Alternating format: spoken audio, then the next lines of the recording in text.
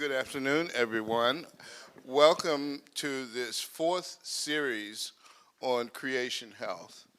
And today we're going to be talking about activity. But before we start, let's have a word of prayer. Heavenly Father, what an honor it is to be with your people and talk about health on your day. Father, bless us as we dive into this subject. Open our minds and our hearts to the information that we have. In Jesus' name we pray. Amen. Now, this is going to be probably the first time I've done this type of series or this type of seminar. And I have to tell you, last night I was very nervous. I could hardly sleep because I know this is a tough crowd. The bad thing is this is a tough crowd. And, last night I was having this dream, and I dreamed that I was eating all of these lifesavers. I couldn't stop eating these lifesavers. I woke up this morning and all the pajama buttons were missing. So I had eaten them all. But welcome. Before we start, let me ask the question. How many people here feel they get enough exercise every day or every week? One. We have a few. You probably do. Little kids, they always get exercise. So it's a very important thing. And I'm going to tell you the information that I'm going to present to you comes from the Centers for Disease Control and Prevention. So most of the statistics that I'm going to show you this morning comes from them. And then I'm going to show you some information about what to do about it. Pardon me, I have to walk in front of the slides for a minute. So activity is not just exercise, though. Activity is stretching, activity is sports, it's muscle development, it's aerobic activity. Really, our bodies were made for movement. And activity is anything where we move. Activity is so important. It's not just exercise. So let's start with this statistic. 1 in 2 people, adults, live with chronic disease. And half of the adults don't get the physical activity they need to be healthy and remain healthy. Again, this information comes from the Center for Disease Control and Prevention. Active people generally live longer and are less risk of serious health problems and heart disease, diabetes, and even other cancers, which I find amazing. Active people, activity sort of protects you from these terrible chronic diseases. Now, if you have any questions, please stop me. So, what does all that do? The result of being inactive is $117 billion annually. And over 5 years, $585 billion. And if you roll that out over 10 years, guess what? $1.7 trillion in the U.S. If we were more active, we could probably pay down the national debt pretty soon, right? But we're spending all this money on health care. Yes? Yes, so we can ask questions. You said we could pay down the national debt. Do you think the politicians would actually do that? That's a whole nother. Probably they would find somewhere to spend that money somewhere else, right? But we're just spending so much. Here's where physical activity saves lives. 1 in 10 premature deaths could be prevented by being more active. 1 in 8 cases of breast cancer. 1 in 8 cases of colorectal cancer. 1 in 12 cases of diabetes. and 1 in 15 cases of heart disease. Now, I actually believe these two are actually lower because if you're active and you exercise, you probably will stand less of a chance of getting diabetes. As a matter of fact, what's the first thing they tell you when you ask about diabetes? Get more exercise, right? So it's not 1 in 12. It's probably like, well, if Americans really exercise, there would be few cases of it. Yeah, I know there's some people who would have it regardless of that. But look at this statement from Dr. Ruth Peterson. She's the director of CDC's Division of Nutrition, Physical Activity, and Obesity. She says if you could package physical activity into a pill, it would be the most effective drug on the market, right? Now that seems kind of harsh to think of that, isn't it? But let me tell you from my experience as a naturopathic physician. The pills that you take today don't solve your problems. They solve your symptoms, right? They only fix the symptoms. Your body, the body that God has given us, is strong enough to fix anything that you do to it if you put it in the right situation, right? So I just want to throw that little piece in there. But physical fitness is so important to all of us.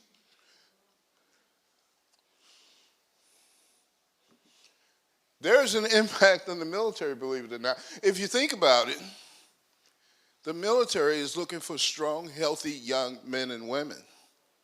Well, what happens if 2 out of 5 adults are able to meet the military requirements for weight and being physically active? It's really bad. It's really bad. This is a problem that's been growing for years. And it's a more of a modern problem. In the past, we didn't go to gyms, but heart disease was less prevalent, and so were some of these other chronic diseases. We were a more active society. We didn't drive everywhere we went, right? We walked. We had a tendency to walk to places. There was no Safeway in every neighborhood where you drove. You walked to the corner store. You walked to the playground with your kids. You walked to school with your kids. Now, what do? In the morning, there's rush hour to go into the school, right? It's a big rush hour just to drive into the school. So even the military is being affected. The long-term readiness is at risk unless a large-scale change in physical activity occurs for our youth.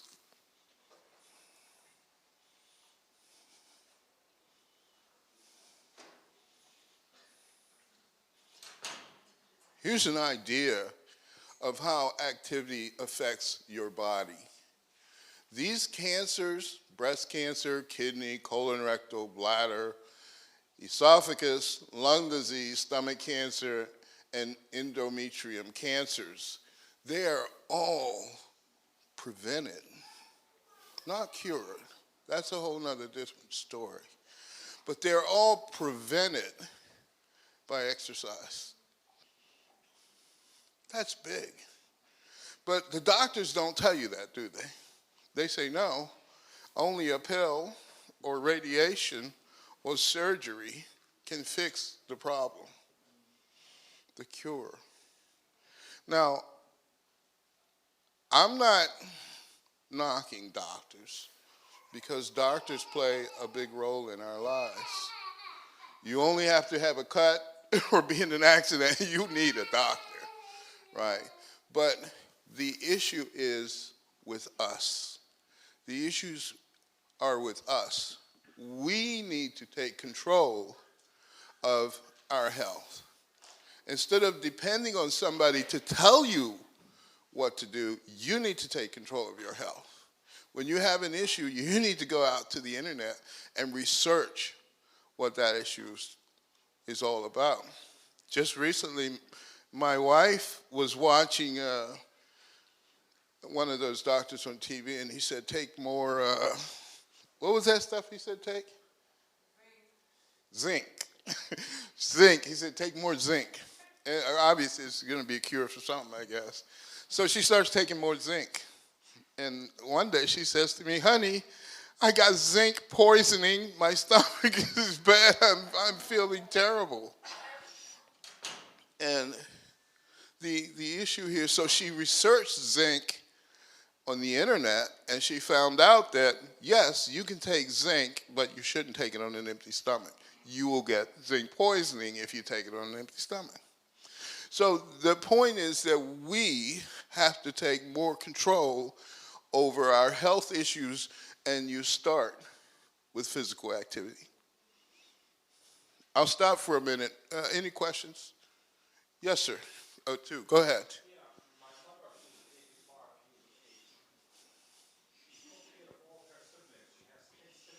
Can everybody hear him? I know there's a mic somewhere. We don't want to miss this good information. Yeah. Yeah, my mother, she's 85. She has about 10 siblings, and she took care of them when she was babies.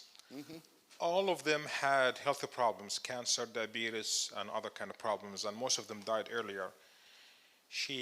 Every day you find her in the garden. We have a garden back home. Every day she's in the garden. She works every day in the garden. She has no education, only sixth grade education. Even her kids have healthy problems.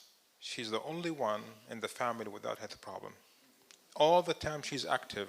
You find her in the garden. She has the most beautiful garden back home.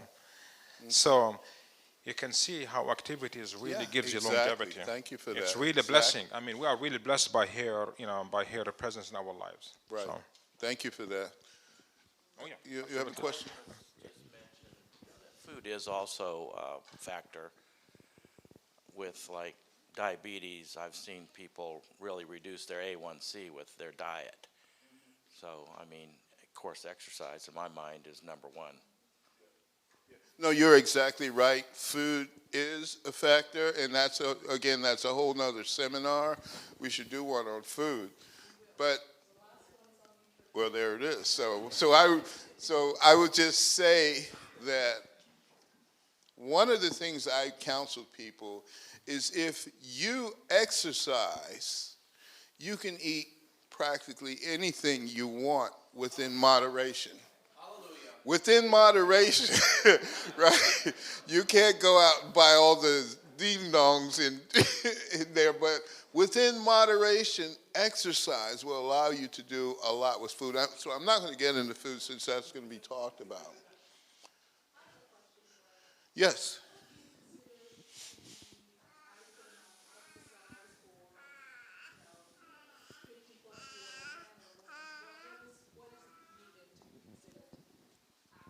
Yes. Yes.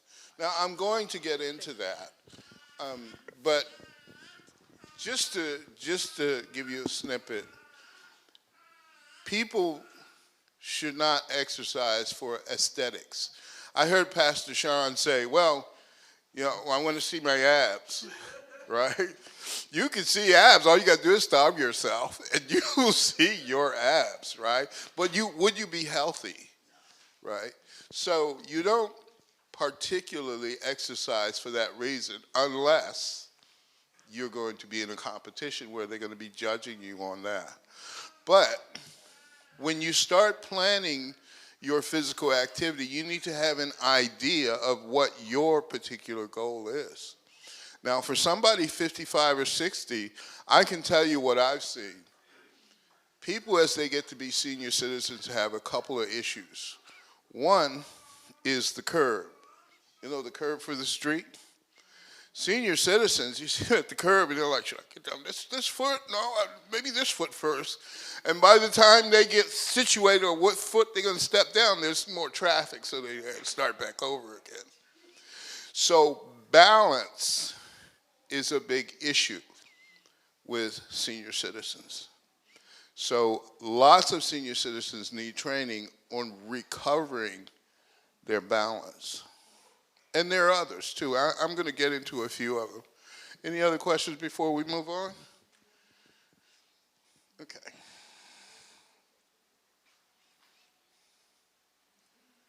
So, physical activity makes sense for children. I like this one here. Improves attention and some measures of academic performance.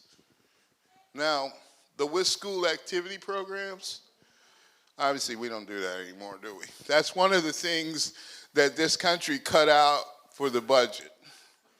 You remember I said in the past we were a lot healthier? Remember when you went to school in the past? There was always physical activity part of school. We went out, not just lunchtime. We had an hour where we actually went out. I'm dating myself now. Where we went out and we played what? Kickball, we played dodge. Yeah, we played all of these things for an hour. And then we still had lunch. Those things have been cut out. The schools used to have football, basketball, volleyball, all kinds of physical activities were related to the school. First, they relegated them to after school, pretty much, and then they just cut out. Now, there are still some clubs out in Germantown. There's a football club, and there's a baseball club. But those are kids whose parents like dreaming of my son's going to play baseball or this or that. So we need to add more of that. But back to the benefits for children. Depression. You wouldn't think depression would be something that children go through, but they do today. They look at the world that we're leaving them, and they say, I don't want no part of this world. They look at the God that we're trying to bring to their hearts, and they see anger. They don't see love that the pastor was talking about earlier today. They see punishment, punitiveness, not that love. Of course, physical fitness, bone health, and all of that. For adults, blood pressure. Probably half the adults in this country have high blood pressure. The risk of stroke. It improves aerobic physical fitness. Mental health, cognitive functions. Now, when you come over here, delays onset of cognitive decline. Doesn't that sound like Alzheimer's? Right. Maybe that's what we need to do with our aging population. We need to get them out. Now, let me tell you, so Yvette asked this question. Does that mean I should take grandma and grandpa to the gym and have them do squats? No. But you laugh, but that's exactly what happens, right? You tell them that you need to exercise, and then they say, well, no, I'll go to the gym then. And the guy in the gym says, okay, well, the high school students that I train, I have them put the bar on their back and go up and down the gym, and I have them do this. And that leads to injury real fast. And then they stop going. And then they're right back where they started, even worse. So there are benefits for the youth, for the adults, and the senior citizens. This is so easy, right? You can start by going for a walk. During COVID, people stayed in the house for a year, and pretty soon what you see, your neighbors were out, they were walking, right? They couldn't go anywhere else. The gyms were closed, they were walking. You can start by going for a walk. It's so easy. You can start by doing things at home. You can take your kids or your grandkids to the park. You'll get plenty of exercise. You take Matthew and take him to the park, and you'll end up running up and down the park. But it's good exercise. It's in the sun, and it's in the fresh air.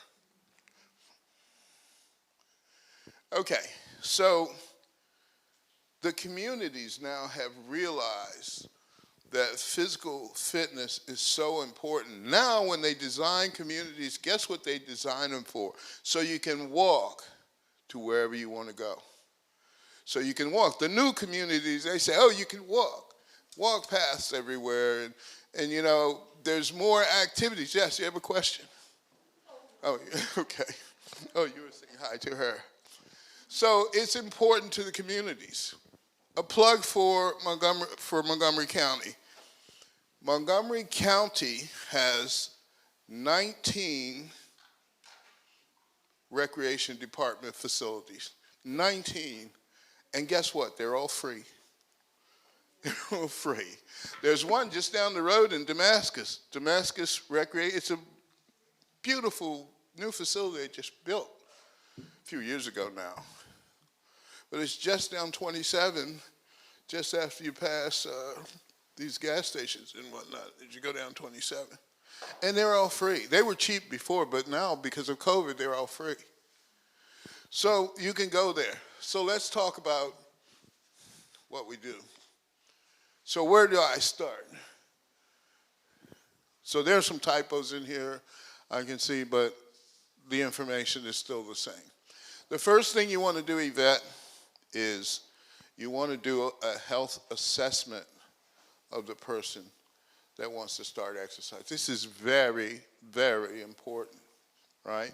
The health assessment is going to look at, first, this subjective information. What kind of occupation do you do? Why is that important? Let me tell you, people who work on the computers all day,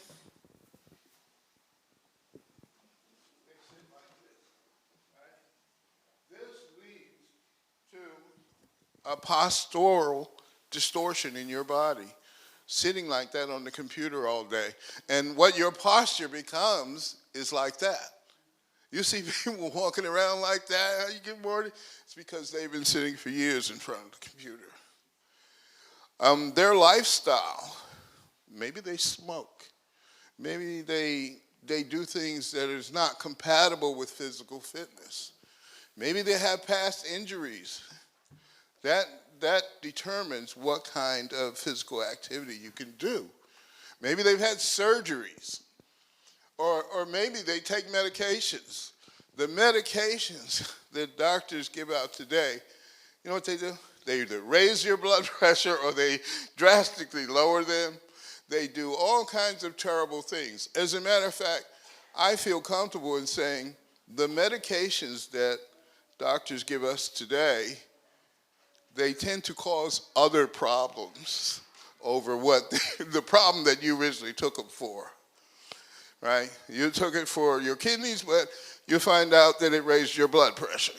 Now you got to go back and get a blood pressure medication that you find lowers something else.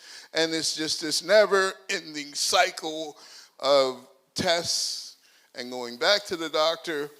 The blood pressure medication, Benicar. Now, I'm not giving you medical advice. I'm educating. The blood pressure medication, Benicar, in women causes diabetes.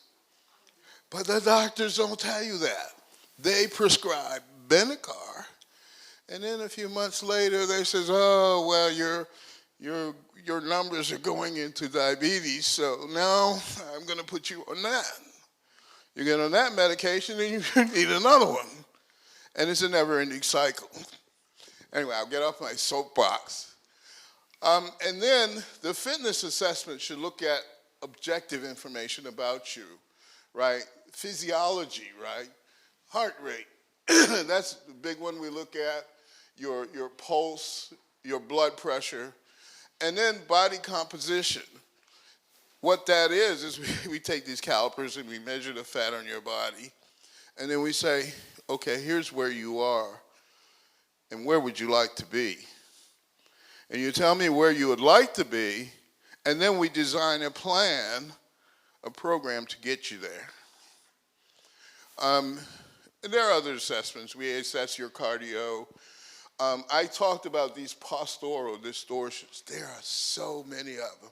You ever seen somebody who, when they have to bend, their knees go in like this, or when they have to bend, their feet go out like that? That's the only way they can bend, because these muscles are already tight. And you have to turn your feet out to loosen them up to squat. Or you ask somebody 65 years old to squat, and they're like, you kidding?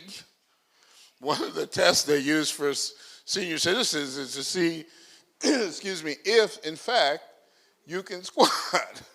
And most of them can't. But in Japan and other places where they eat lower, everybody can squat. In Asia and other places, right? In this country, it's just become impossible. So let me move on. 2 more slides. Okay, so now that I've had my assessment and the trainer knows where you are physically and what your goals are, then we can start designing a program for you. One of the first things I like to do is look at flexibility. Flexibility really affects your quality of life. It really does. I hear it, amen. It affects your quality of life. And it is under your control, right? So there's all kinds of flexibility training. And I like to include that in every program up front, when you start exercising. There's, huh? Oh, there's probably 50 or 60 different exercises. For every muscle group and every muscle, there's flexibility training, right? So if you say my back is stiff, there's flexibility for that. And for everything, your chest, everything has flexibility training. I can send you something on that if you really like to see it. Another very important one is core training. That CST is core stability training. Yes, sir. Kind of off of that question, for the flexibility training, is there like a book that we can just get that tells us all the different things to do for each part of the body? Because I know they got like those dumbbells for No, dummies. that's strength. Right. See, But they don't have any flexibility for dummies? there is, and you can look it up on the internet. Just look up flexibility, and what you'll see is usually it starts with stretching. How do you relieve a tight muscle? You stretch, right? You have 206 muscles in the body. You stretch them, right? So flexibility, and you can look it up. And I'll send Yvette something. I'll send you a copy of it too. The next one, balance training. We talked about that. Lots of people that, look at this. So why is it? So I have a leg under here holding this side up, a leg under here holding the right side of my body up. Why is it when I lift my right leg, the right side of my body doesn't sag? There's nothing under it holding it up anymore. Right? Those are called your core muscles. Very important muscles for movement. The core muscles. They are from your pelvic floor up. And what they do is all of this, they wrap those organs and all of that in a tight, like muscle cocoon.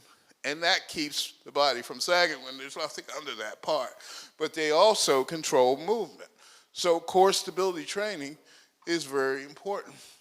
Balance training, as we talked about, is very important too, not just for senior citizens, for everybody. It's very important. Reactive training is power, like power lifters, weight trainers. They want to explosively lift heavy weights. So that's a training too. Speed, agility, and quickness is also a training for athletes. And then something that Sean mentioned earlier, resistance training. I want to be stronger. I want to be able to pick up my grandkids. I want to be able to bend down, and I want to be able to do all of these normal things in life. Resistance training will fix those. So the program that gets designed for you, OPT is just one of many. The program that gets designed for you should start with stabilization. Stabilize your body, right? If you've been sitting on the couch for the last 20 years, you're out of shape. Your body is not going to be able to go to the gym. Even the machines in the gym is going to be overwhelming to you. Right? Even those machines that you won't be able to do that. You won't be able to, that bar that you see is 45 pounds. You won't be able to lift it. That's the latest without weights on it, 45 pounds. So we need to stabilize our bodies first. Once we've stabilized them, we've cured our postural distortions.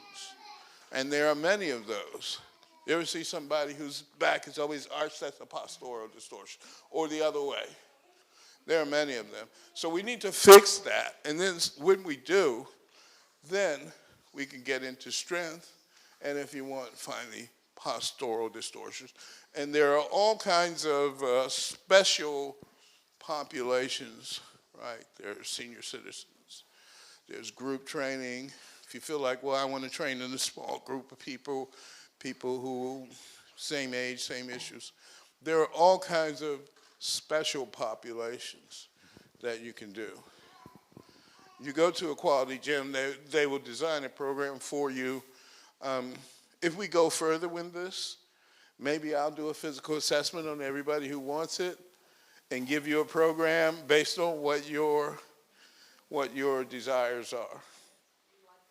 So that's all I have for the slides. I've covered a lot, but I have an 18-minute activity video for those of you who have the time and you want to see it. Let's see if I can start it.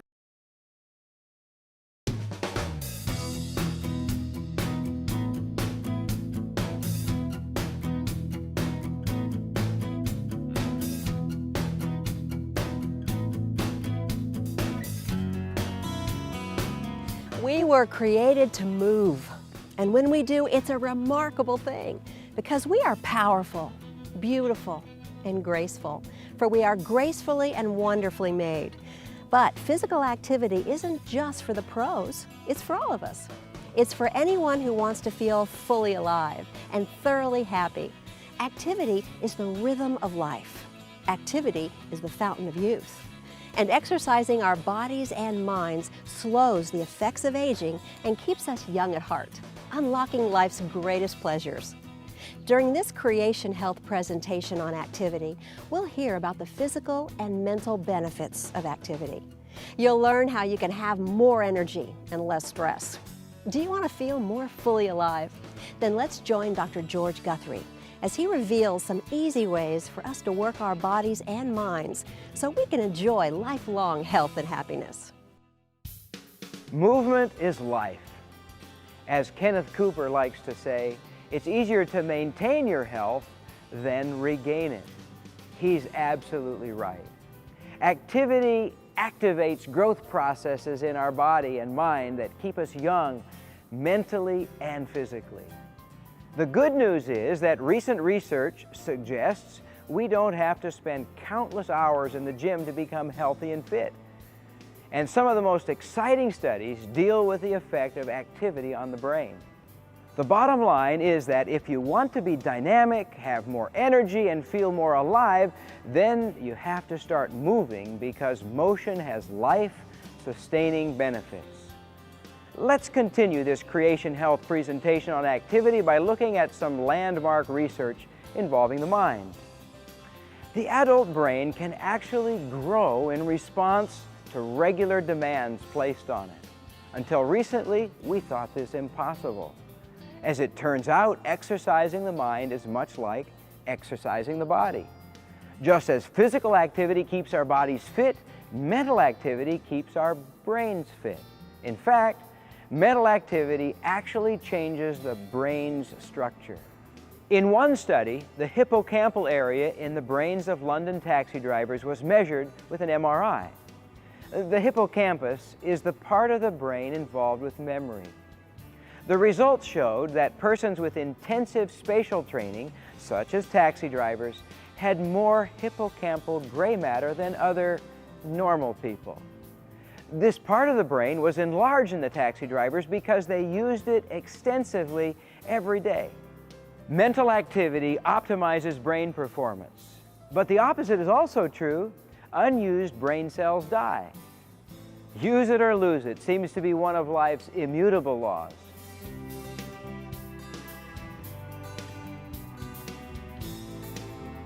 So what's our takeaway from all of this?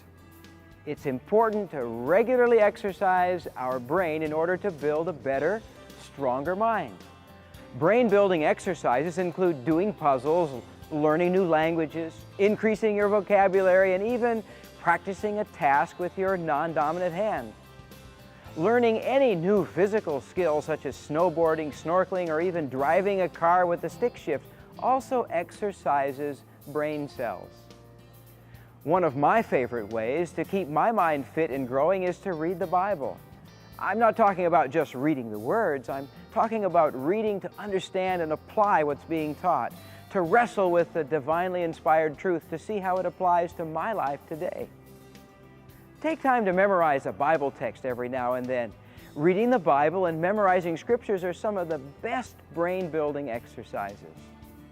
In order to keep our brains active, it's important that it gets the right fuel at the right time. You may think we're getting a little off track here as we talk about how certain nutrients affect our brains, but bear with me. The key role nutrition plays is a vital part of our discussion on activity and is worth reviewing here. For effective mental activity, your brain needs a steady supply of glucose, its primary fuel source. The best way to get this is to start each day with a healthy breakfast.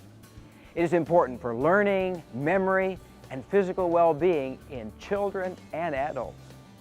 Scientists have discovered that breakfast eaters demonstrate more efficient problem solving, have increased verbal fluency, have an improved attention span, and school children who eat breakfast showed better attitudes and grades.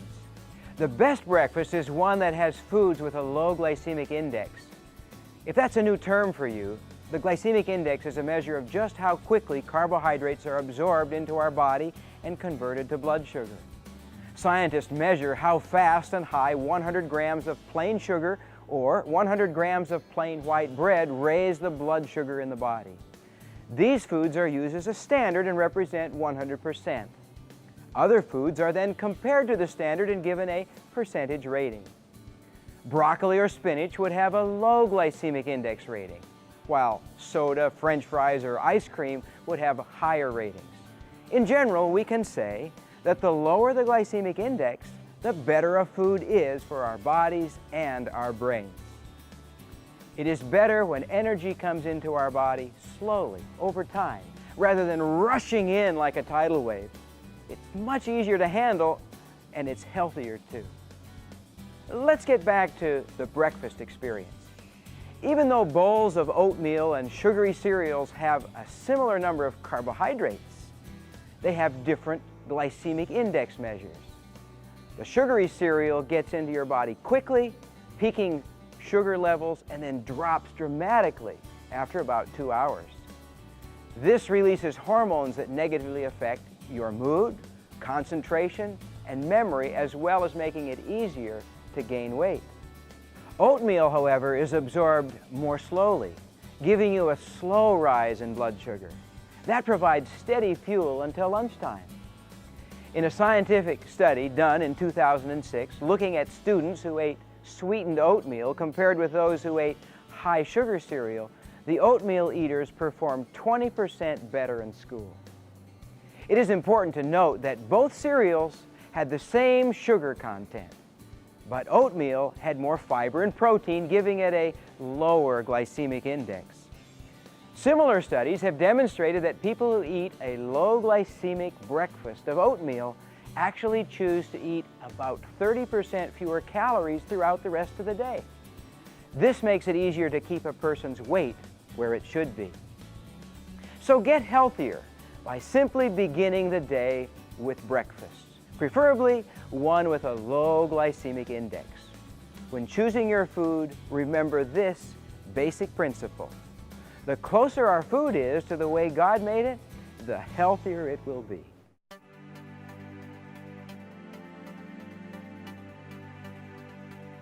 We've talked about optimizing our brain through mental activity and fueling it regularly with a steady stream of energy. But your brain needs more to function optimally. It requires large amounts of oxygen. Physical activity provides the brain with extra oxygen. It shouldn't surprise you to learn that older individuals who exercised scored higher on intelligence tests than more sedentary people of the same age. And they were able to complete the tasks faster too. In another study, we discovered that after exercising, elderly subjects had a greater improvement in 6 of 8 measures of cognitive or brain functioning. Research shows children who take time for daily physical activity perform better in reading, language, and on test taking. Physically active college students also score better on tests and exhibit better short-term memory than inactive students. When you exercise your body, you're not just helping your heart, lungs, and muscles, you're helping your brain too. Let's summarize what we've learned about the mind. The brain grows in response to regular mental activities. We fuel our brains with glucose starting each day with a low glycemic breakfast. And then we flood our brains with oxygen through a variety of physical activities. Altogether, these things will optimize your brain performance, quickly improving your mood, emotions, and body. It all adds up to a big boost for your health.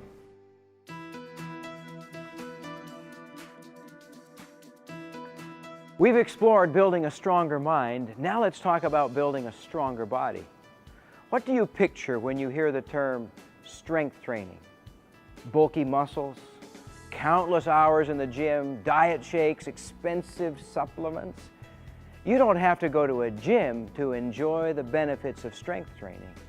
By committing only minutes a week, you can have many of the benefits.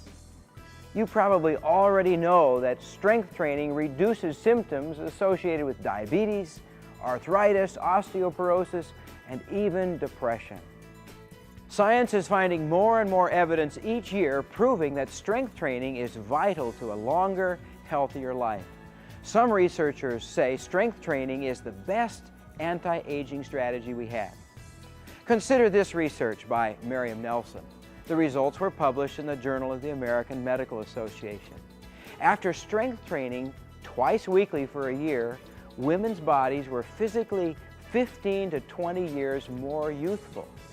In this study, they didn't use drugs. Women regained bone. They became stronger in most cases, even stronger than when they were younger. And their flexibility and balance improved.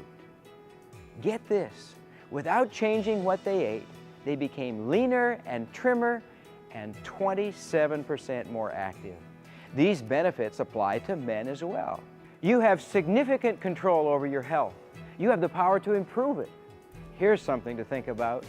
It is estimated that 1/3 of the heart attacks among middle-aged women in the United States are attributed to physical inactivity. Think of it this way. Picture a row of dominoes set up on end. The first domino is muscle mass, which is closely linked to strength training. A loss of muscle mass starts with the fall of the first domino. What follows is system-wide failure, the domino effect. But then consider this. If you start incorporating strength training into your life only twice a week, guess what happens? You can reverse the domino effect. When the first domino stands up strong, the others rise to join it. That's how much power you have. Do 8 to 10 slow, dynamic, strength training exercises involving each of your major muscle groups. You don't need very heavy weights. Often, 1 or 2 pounds is enough when starting. Use enough of resistance to slowly do 8 to 12 repetitions to near fatigue. That is, just a little bit of burn on just the last repetition. You actually get more benefit from slowly lowering the weight than from the lifting. If the muscle burns earlier, you're using too much weight.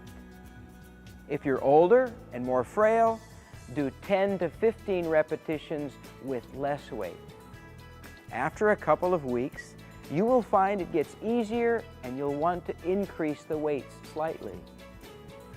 Do a minimum of 1 set for each muscle group. 2 sets are better. Do this at least twice a week. You could get help from a personal trainer or visit the website of the American College of Sports Medicine, or purchase a copy of Miriam Nelson's book, Strong Women Stay Young.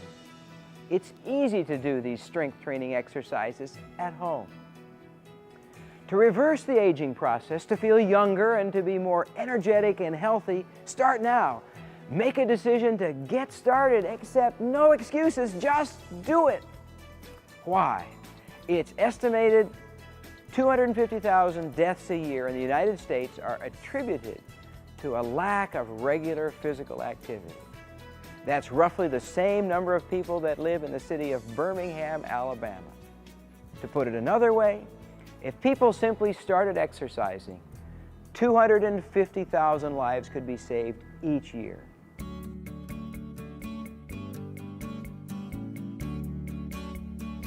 There's another type of exercise that's critical to good health as well, cardiovascular exercise. While strength training focuses on making muscles stronger, cardiovascular exercise focuses on strengthening the system that delivers energy and oxygen to the muscles. This occurs when a person exercises enough to make the heart, lungs, and blood vessels stretch to supply enough oxygen to keep the muscles going. This means that the breathing is deeper and more rapid, that the heart rate goes up, and the blood vessels open up to let more blood through to the muscles. Cardiovascular exercise protects against the debilitating diseases of coronary heart disease and cancer. It decreases inflammation in the body, and just like muscle strengthening exercise, improves insulin sensitivity, helping to avoid diabetes. Many people think they have to spend hours running, walking, or jogging to be healthy, but it's not true. In 2007, the American College of Sports Medicine and the Centers for Disease Control jointly issued national guidelines for physical activity, stating that adults should accumulate 30 minutes or more of moderate intensity physical activity daily. Let's focus on 2 important terms from that sentence. Number 1, accumulate. This means you can break up your activity into 3 10-minute segments or into 2 15-minute sessions, if it works better for you. When researchers evaluated 2 groups of people, one group exercising continuously for 30 minutes and the other exercising 3 separate times, 10 minutes each, they found that the multiple short bouts of exercise produced the same improvement in fitness level. The second term is moderate intensity. Moderate intensity is exercising at a level that burns about 200 calories a day, or is equivalent to walking a mile in about 20 minutes. That's not too fast. Another way to measure this is with the talk test. Here's how that works. If you're walking and you have to take a breath 2 or 3 times in the middle of a sentence, then you're going at about the right intensity. A person could easily experience the protective benefits of physical activity by walking 15 minutes each morning and evening. Isn't it good to discover that any regular, moderate exercise is going to be beneficial?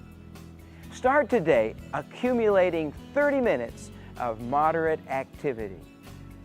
This might be a mix of several things: a 10-minute walk, mowing the lawn, washing the car, or even playing with your children. These little lifestyle changes help to keep us young in body and mind and help to reverse the domino effect of aging. Each of us chooses our own lifestyle. Not deciding is deciding. I suggest that you choose what makes you fully alive and keeps you active, both physically and mentally. So there we have it. There's no magic pill or special secret. According to Dr. Kenneth Cooper, we do not stop exercising because we grow old. We grow old because we stop exercising. You can reverse the aging process and have a younger and healthier body. Start with these 3 steps. Strength train twice a week, accumulate 30 minutes of moderate physical exercise each day, and exercise your brain. Follow this plan, you'll look younger, feel better, and have more energy. But most of all, you'll enjoy living and have more time with the ones you love. That's Creation Health.